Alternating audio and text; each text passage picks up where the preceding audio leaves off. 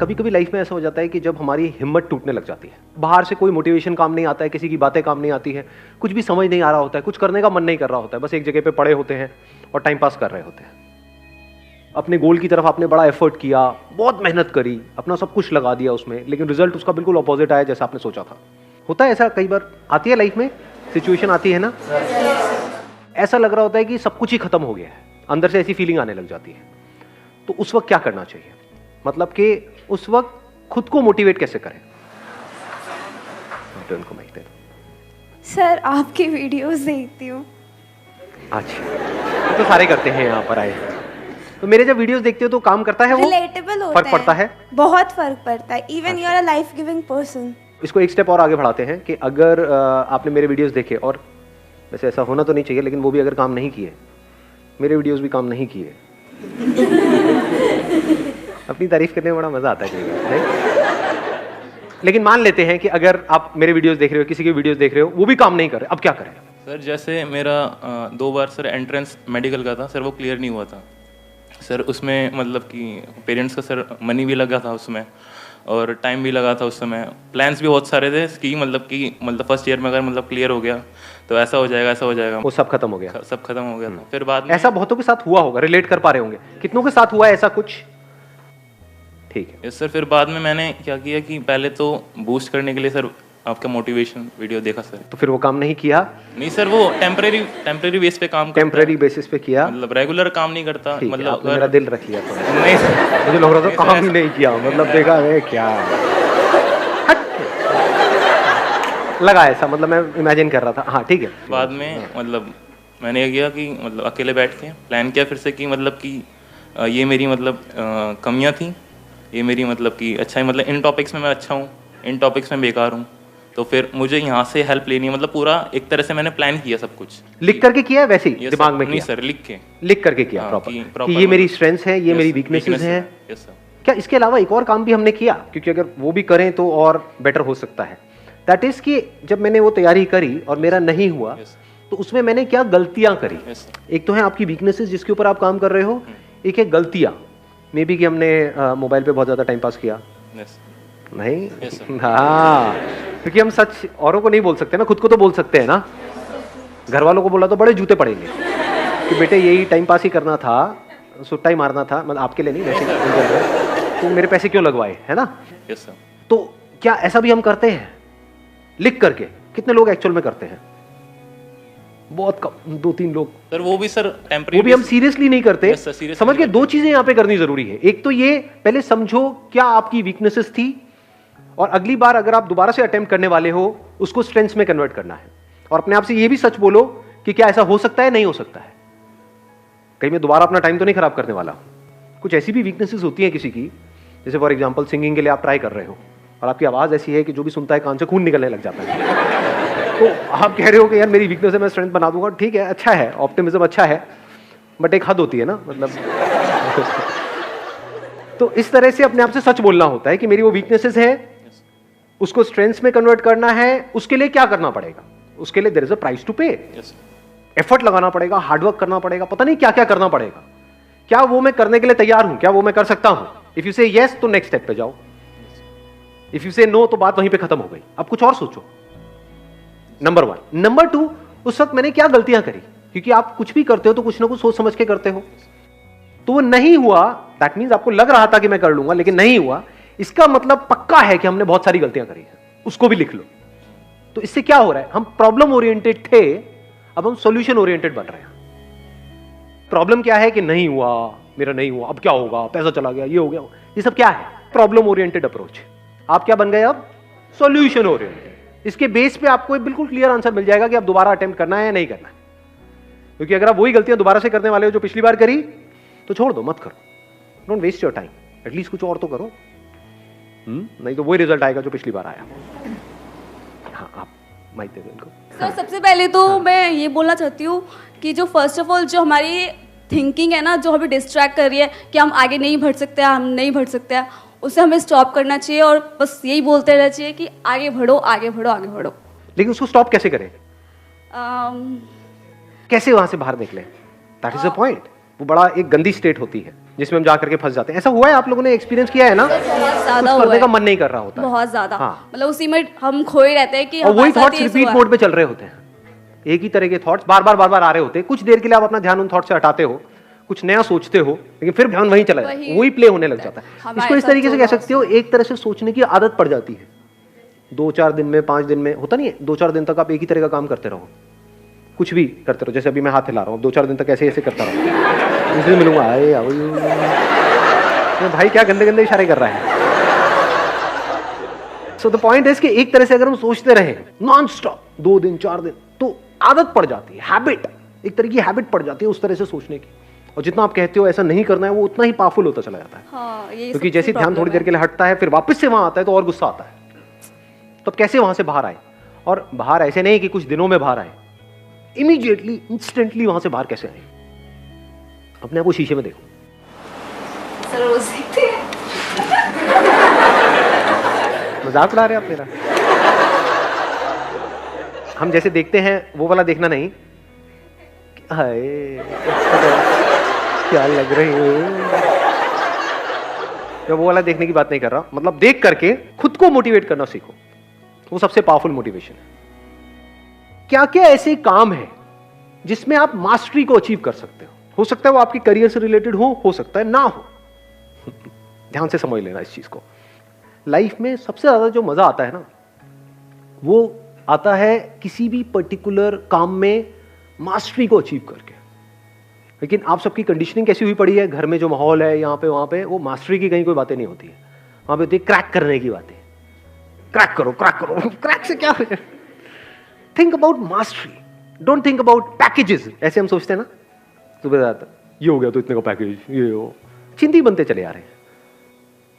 हो सकता है आप अपने माइंड में सोच करके बैठे हो, हाँ 6 लाख का पैकेज लग जाएगा तो ये हो जाएगा वो हो जाएगा। हो सकता है आप 60 लाख डिजर्व करते हो, 7 लाख नहीं 60 लाख। खुश हो जाओ, आपकी बात हो रही है।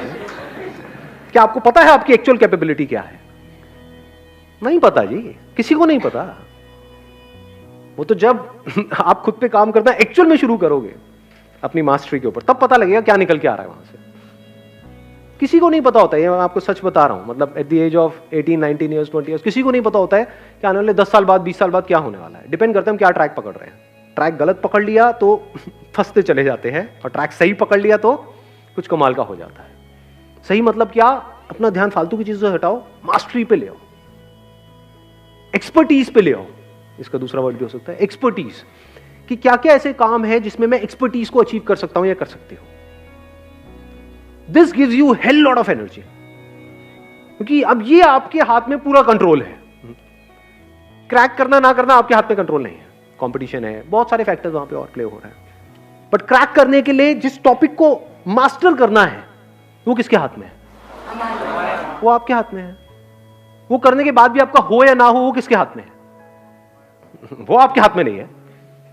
फॉर एग्जाम्पल किसी कंपनी में अप्लाई कर रहे हो जॉब के लिए, तो वहां पे कितना पैकेज आपको मिलेगा, कितना नहीं मिलेगा, किसके हाथ में है? आपके हाथ में है। वो कब है आपके हाथ में? जब एक्चुअल में आप एक्सपर्ट हो किसी पर्टिकुलर फील्ड के, तब आपके हाथ में है।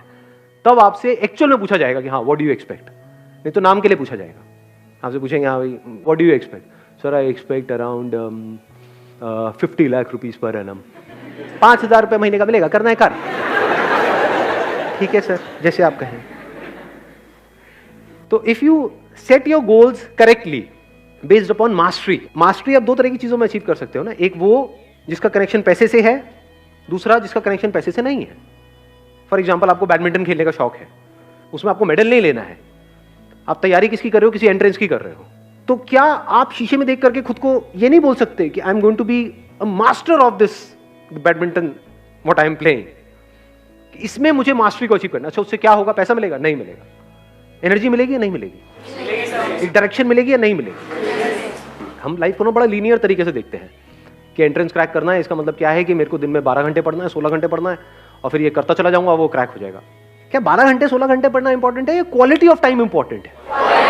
What do we mean by quality of time? One pointed focus, 100% concentration, वो कहां से आती है? क्या उसका फिजिकल फिटनेस से कनेक्शन है या नहीं है? अंदर जो केमिकल लोचा चलता रहता है उससे कनेक्शन है या नहीं है? तो जब खेलते हैं तो क्या होता है? अंदर डोपामिन रिलीज होता है नहीं होता? पता है ना, इतना साइंटिफिकली हमको पता है ना उससे क्या होता है? अच्छा फील हो रहा होता है। और मजे की बात बताऊं क्या है आपको, एक बहुत मजेदार बात बताता हूं।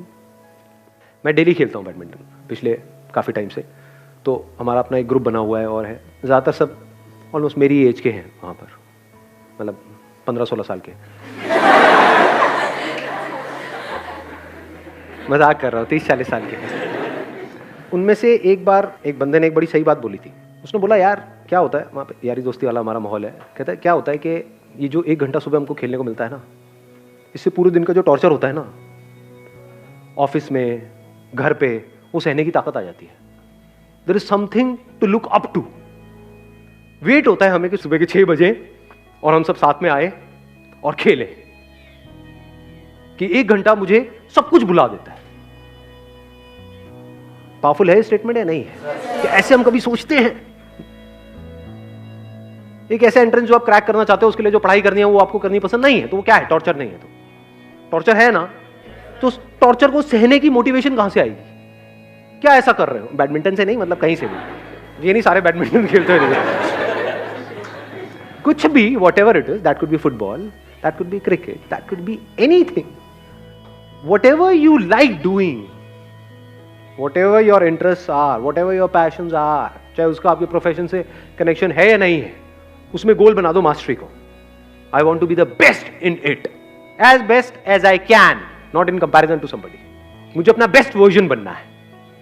तो जब इस तरीके से आप उसके लिए बोल रहे हो, तो क्या यही फीलिंग उसमें भी नहीं आएगी जो आप तैयारी करने वाले हो? लगाओ थोड़ा सा दिमाग। एक एटीट्यूड ही तो होता है, और क्या है? ग्रो करना है, अपने आप को बेटर बनाना है। जिसका ये एटीट्यूड है, क्या उसका हर चीज में एटीट्यूड नहीं आने लग जाएगा? फिर अब आप अपने आप को शीशे में देख करके बोल सकते हो, I am going to be the master of this particular topic. देखता हूं कौन मुझे रोकता है। I am going to be the master of this particular game. Then you can extend it further by saying, I am going to be the master of the game of life. Who is the master of life? लगाओ थोड़ा सा दिमाग। जिसने अपनी life की सारी problems को लड़ ली। जिसने अपनी लाइफ की सारी प्रॉब्लम्स को लड़ लिया है, सॉल्व कर लिया। क्या लाइफ की सारी प्रॉब्लम्स कभी सॉल्व हो सकती है? तो who is the real master of life? लगाओ थोड़ा सा दिमाग लगाओ। सर, जिसने अपने माइंड को कंकर कर लिया। जिसने अपने माइंड को कॉन्कर कर लिया। आपके थॉट्स, फीलिंग्स, इमोशंस जो आपकी पूरी लाइफ को कंट्रोल कर रहे हैं, जो आपके एक्शंस को कंट्रोल कर रहे हैं।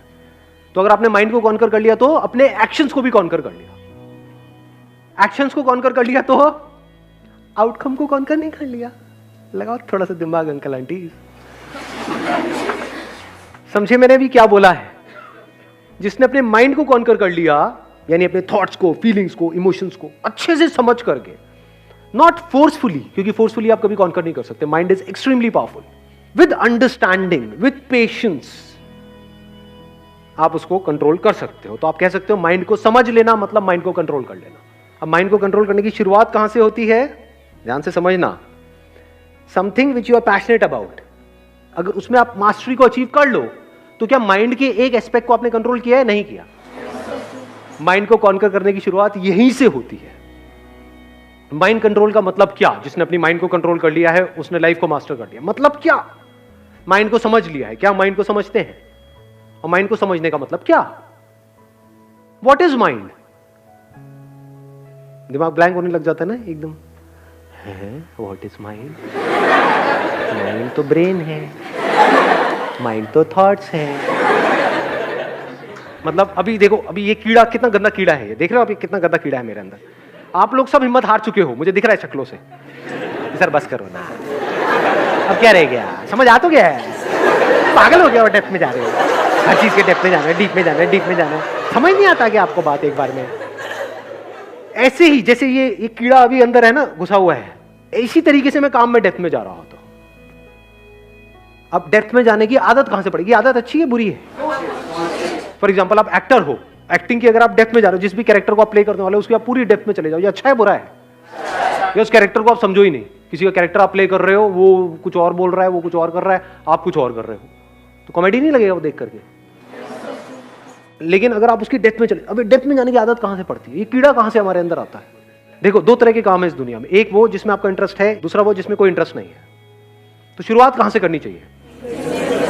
इंटरेस्ट है, क्या ऐसा करते हो? वो तो काम आप करते ही नहीं, क्योंकि वहां से तो पैसा ही नहीं आता है। उस काम को करवाने में ना घर वालों को इंटरेस्ट है। काम क्या करवाना है? जहां से पैसा है। वो क्या काम है? इस एंट्रेंस की तैयारी है, ये है, वो है, पढ़ाई है, ये है, वो है। उसमें इंटरेस्ट है क्या? है क्या? नो सोच सोच के क्यों बोल रहे हो? पढ़ने में बड़ा मजा आता है। आहा, पढ़ाई मजा आने वाला, आज तो पढ़ने को मिलेगा। ऐसा होता है अंदर से? हाँ, नहीं होता है। यस और नो? यस और नो? क्या शुरुआत यहां से होनी चाहिए? या शुरुआत होनी चाहिए माइंड को ट्रेन करने की ऐसा काम करवाने से जिसमें आपका इंटरेस्ट है? क्या आसान है, क्या मुश्किल है? जिस काम में इंटरेस्ट है उसमें मास्टरी को अचीव करना आसान है, मुश्किल है? आसान है। आसान है, बहुत आसान है। तो करो ना। उसको परफेक्शन से कर रहे हो, उसमें इंप्रूव हो रहे हो, उसमें बेटर हो रहे हो, उसमें ग्रो कर रहे हो। जहां पर जाकर के लोग सेटिस्फाइड हो जाते हैं, वहां से आपकी शुरुआत होती है। ऐसे बंदे की हिम्मत कभी भी टूट सकती है? इम्पॉसिबल। या हिम्मत बढ़ती चली जाएगी। जैसे जैसे आप अचीव करते चले जाओगे तो आप कैसे बनते चले जा रहे हो? आपका माइंड कैसा बनता चला जा रहा है? You always want to go on the next level. फिर जिस लेवल पे जाते हो वहां तक तो आसपास वाले जाने की सोचते भी नहीं, और ये करते ही रहते हो। तो अगर यहां पर ये कर रहे हो जिस काम में इंटरेस्ट है, तो धीरे धीरे क्या जिस काम में इंटरेस्ट नहीं है उसमें भी माइंड ऐसे ही नहीं चलने लग जाएगा? दो तरह के काम हो गए ना, एक वो जो आपके करियर से कनेक्टेड है, दूसरे जो नहीं है, लेकिन दोनों में परफेक्शन तक पहुंचना है। एक में इंटरेस्ट है, एक में नहीं है, दोनों में परफेक्शन तक पहुंचना है। तो कितना कुछ है करने के लिए। अलग हो अब आप पूरी दुनिया से, बिल्कुल अलग हो, और तभी आपके साथ कुछ अलग हो सकता है, ऐसा जो पूरी दुनिया में किसी के साथ नहीं हो सकता, जहां तक कोई सोच भी नहीं सकता।